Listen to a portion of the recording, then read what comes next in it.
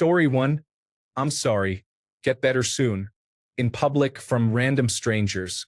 I'm paralyzed in one leg and wear a thigh-high knee-ankle foot orthosis brace and arm crutches. I know it's entirely well-meaning, but I hear it every single time I leave the house, and I don't want to explain my entire depressing medical history every time I go to the grocery store. Story 2. That's not that bad. Whether it's a medical bill, a car repair payment, a breakup, addiction issues, or whatever, it might not sound that bad to you, but it sure is bad for me. Story 3. I'm muscular with a really big frame. People always start talking to me about football. I don't care about football. I didn't know it was the Super Bowl until the day of. I didn't watch it, and I don't know who the other team was. Social media made it clear that Kansas City was won. Story 4. I'm honestly tired of people worrying about me. I don't mean to sound ungrateful. I just want to have a normal day where I say everything is fine and people just let it be, and everything goes on. Story 5. That I'm too disabled or I'm not that disabled. Good riddance to those people who don't have to suffer through the difficult situations I've been dealt, but exploit it every chance they get. Sorry, just a tad bit fed up over here. Story 6. You should come eat lunch with us. While I do appreciate you making the effort to include me, I already have to work with you all day. I would like to sit down for an hour, eat my lunch, and read my book in peace. Solitude is bliss. Story 7. When my dog's behavior changed suddenly, I had every single person ask me, "Are you pregnant? Are you sure you aren't pregnant? Have you taken a test? Do you want me to take a test in front of you to prove it?" For the love of God, you get one chance to ask a friend if they're pregnant. Why in the world would you keep asking? Story 8. I got divorced last year. Laugh out loud. What did you do? I married a narcissist who cheated because some modest success in her acting career inflated her ego immensely. I have post-traumatic stress disorder from her rubbing her new relationship in my face. Forget you. Story 9. Don't let it get to you. In reference to someone proactively trying to make me miserable and spread rumors about me because I accidentally outperformed them at work. Story 10. Both sides. Now, if you side with a racist, what does that make you? Not an abolitionist. Just admit it. There are no longer sides that differ politically and politely. Story 11. It's all in your head. Just get over it when someone says something hurtful. Calm down when I'm having a panic attack or just irritated. Story 12. I thought you were going to be unpleasant before I became friends with you. Enough women have said this to me that it's going to end up triggering my villain arc. Story 13. I run hot and loathe pants, so I usually wear shorts, and people are constantly asking me, "Aren't you cold?" Usually in 70-degree environments, which drives me absolutely nuts. Story 14. I wish I had your metabolism or anything along those lines. I mean, it's a compliment but also a dig at themselves, which is awkward. Plus, I work really hard to keep my figure. Story 15. Literally any iteration of, "You are going to die on your motorcycle." I get it, everyone else on the road is careless, but then maybe you should stop texting and driving, Mom, and maybe you should make your 87-year-old father retake his driving test since the woman who almost murdered me was only 3 years younger than him. Just a thought. Story 16. I meant well. I now think it's the most passive-aggressive statement that seems to justify a person's actions or words, as if their intent is enough to give them a pass. I know someone who devastated someone else by providing terrible and hurtful advice to the point where she made her cry. I'm talking about people in their 60s here, but she meant well, so she didn't see the problem. Story 17. You'll find someone. Sometimes people don't find their person, despite trying so hard. And just because it happened for you doesn't mean it will for someone else. Please instead let me know that my life as a single human being is still valid and meaningful. Story 18. Formerly a very athletic and skinny person who got depressed during COVID-19 and gained 40 pounds or 18 kilograms. I recently lost 25 pounds or 11 kilograms through an old-fashioned diet and exercise, and the number of people who have plainly said, "You look like you lost a lot of weight," as a conversation starter or as if commenting on the weather is growing tiresome quickly. Story 19. I am a picky eater. I am aware that there are a lot of foods I do not like. It is not like I choose to be this way. I will always try something once. And if I had it my way, I would eat everything and enjoy all the tastes that are out there in the world. The worst is when family members or someone I know say it to other people at the table who do not know me well. It always comes across like, oh, he is difficult. Just let me eat and stop putting me down in front of other people. Story 20. At least you tried. I take every shot that's presented and then some extra. Never fail to ask for the sale, but that doesn't matter when you can't take intentions to the bank. Story 21. I'm sorry without any real compassion behind it. Pity is not the same as empathy, and it actually hurts more to hear something hollow than you saying nothing at all. Story 22. You look angry. If I won the lottery, I would get plastic surgery to fix my resting face. It has ruined relationships and caused issues at former jobs. Sometimes it is great because almost no one talks to me, but I would like to not look like the personification of quiet ire when I am happily existing. Story 23. That I'm emotional or heartless or rude. It doesn't happen exactly like that, but it happens. I'm not the talkative type, and I get really uncomfortable in social situations.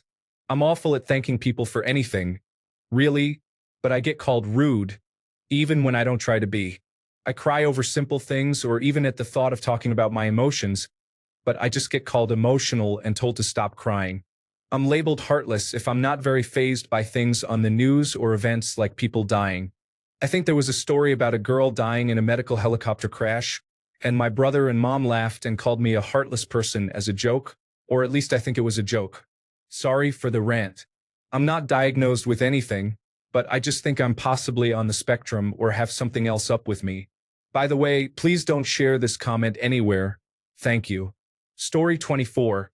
Your back doesn't hurt? Wait until you're older than me. For reference, I'm a month away from being 26. In my life, I've had 2 compression fractures, a herniated disc, a few broken fingers, a shattered tibia and fibula in the same leg, resulting in a plate being installed, which that leg still hasn't fully healed, so I've been walking on a partial fracture for the past 6 years along with many other injuries. Yes, my injuries hurt like hell at the end of the day. The difference is I mention it maybe once a week at most, whereas everybody I've heard tell me I know nothing about being in pain complain about it religiously like it's going to miraculously heal them. Story 25. Just work harder and everything will be fine, while the average price of a home is 13 times the typical income of an average person. Might as well just tell us to work ourselves into our own graves because I don't see much of a difference, to be honest. Story 26. You look tired. Like, how is that acceptable? Oh, I just wanted to let you know that you look bad. Not awful, but bad. And I wanted you to feel self-conscious about it. I know there's nothing you can do to fix it right now, but I wanted to insult you while putting on a fake air of concern. Story 27. Ending every sentence with bro is the worst part, especially because it has to be by text, sadly. Change it up, man. Dude sounds great, or even my name. Heck, I'll take brother. I'm sick of reading bro after every sentence. Story 28. I don't get it. Why are you this upset? I've heard this a lot over the years from people who don't know me well but somehow end up talking politics with me. It's exhausting because they see me as just a white guy, assuming that the things that upset me don't directly impact me the way they assume political issues should. I'm frustrated for 2 reasons. First, because I care about more than just myself. It enrages me to realize that some people think otherwise, and keeping that frustration in check is exhausting. Second, and more personally, I'm married to a black woman, and we recently welcomed our first child. The world we've brought him into is relentless in its efforts to steal every ounce of his joy. Carrying that weight, holding it inside, is so exhausting that sometimes it makes me want to scream louder than my son when he's hungry. Story 29. Stop working out so much and eating poorly. For context, I'm Indian, and a lot of Indians value having a pot belly. For many older Indians, going to the gym is not encouraged. Story 30. I only date black guys. I don't have a problem with that at all. But am I only attracted to women who only date black guys? I just like strong women, laugh out loud. Story 31. Slow down. I can't understand you. Are you on something? Don't speak to me like I'm stupid. Stop being such a smart ass. Why don't you ever answer me? Stop walking so fast. Is something wrong? Are you mad at me? You need to understand. Story 32. Anytime I get stressed, and not just over little stuff, but things that are important to me like my job, etc., I know he's trying to help. I've even communicated hearing my boyfriend tell me, Hakuna Matata. About it just makes me see more red. It's my new just calm down. Story 33. Is that your real name? Yes, I am aware that it is unusual. But I have never met someone and just assumed that the name they give me is not their name. Even if it is a nickname, mine is obviously not a nickname. Why ask that? If you get to know them, maybe they'll tell you. Complete strangers ask me this. Story 34. You will find someone. Sometimes people do not find their person, despite trying so hard. And just because it happened for you does not mean it will for someone else. Please instead let me know that my life as a single human being is still valid and meaningful. Story 35. There's no point worrying about it. Thanks, but I have anxiety, and unfortunately, my brain has decided it will be the only thing on my mind for at least the next 72 hours. Story 36. It's too dangerous. Friends and family don't support my hobbies, hiking and backpacking, yet it fuels me to do more and pushes me to challenge myself further. Story 37. Are you happy in life? So when I was depressed and suicidal, no one ever cared to check. But when I'm finally feeling good and love life, apparently everyone decides to worry about my well-being. Story 38. I'm really sick of people telling me not to use labels, especially mental health labels such as diagnoses. This helps me figure myself out.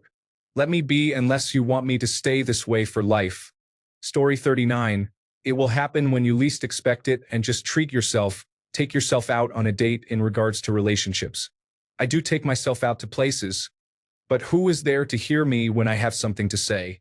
Oh yeah, that's right, no one, because I'm on my own. Story 40. Isn't it hard to live far from your family? We don't live in the same country. No, actually it's pretty awesome, and you appreciate seeing them much more. Story 41. It is probably a good thing you cannot eat dairy or gluten. Keeps you healthy and thin. I have been fighting weight loss for years after a traumatic period of months when I experienced severe pain from eating for unrelated reasons. Story 42. Other military wives asking me if my husband is a man-child like theirs is, too. This has happened multiple times. No, actually, he is a competent adult who takes care of his wife and children. Sorry you married badly. Story 43. I'm a woman working in a mostly male office. It's a ritual at this point. A new guy will start, say a swear word while chatting with the guy next to me, turn to me and apologize for his language, and I tell him to watch his mouth. Story 44. Oh, you're living the dream. While working on a cruise ship, I can assure you, playing covers of Wagon Wheel and having drunks yell at you all night is not my dream. Story 45. I'm tired of people asking about my career. I feel like I've had the worst luck trying to land a teaching job, despite there being a need for teachers just about everywhere you go. Part of the reason my career has stagnated is that we keep moving, and it really takes 3 to 5 years to land a permanent position. Some divisions take even longer. COVID-19 also hit right after we moved to a new province, and then we finally got into the in vitro fertilization program and had a baby. Then our government made cuts to education, and high school class sizes ballooned after temporary jobs weren't renewed and retirements weren't filled. Then we had another baby by in vitro fertilization. Now there are more cuts to education. The things going right in my life are my marriage and my kids. Definitely something to be proud of, but I feel like everything else in my life is going embarrassingly mediocre. Story 46. Don't worry or stress yourself out over. The person saying it, I know, means well. They don't understand that my taking my livelihood very seriously manifests itself outwardly as worry or stress. That just means I honestly care a lot about my job. Story 47. How are you? I'm bad. Really bad. But how are you now that we're talking about how we are? How is your child? My son told me that your son might get expelled for drowning the class's guinea pig in the toilet. So how are you, Steve? How are you? Story 48. Wait until you have kids. I don't want kids. I'm not having them. I usually hear this if I mention being tired or busy. People can be tired without having kids. It's not a competition for who's more sleep-deprived, Sandra. Story 49. I get called a masochist a lot. I have no idea where this came from, but there are at least 3 people from my school who will scream at me that I'm a masochist, and one will only call me masochist instead of my name. I honestly have no idea where this came from. I hate it when people call out me being gay. Like, yeah, I like women. So? I like men as well, what's the big deal? Kids are weird. Story 50. How are you still single, or how do you not have a girlfriend? I assume it's meant as a compliment, but it's received as if to say there's something fundamentally wrong with me below the surface. Story 51. You'll change your mind about kids when you're older. There's still time. I'm 40. I really dislike children. You'll understand some wild claim by my aunt when you're older, you're just too young. See above comment. And yes, she's a child. Story 52. Wow, you're native? What percentage are you? Do you ask black people this? Asians? Mexicans? White people? I'm not a prized dog breed. Get out of here. Story 53. When I tell them I'm an architect, they say, wow, you must make money. I just laugh. A barber makes more money than me, a nurse makes more money, and roofers make more money. Story 54. You are Chinese, but you cannot read Chinese. While growing up, my environment for learning Chinese was not as supportive as when I was learning English and Malay languages.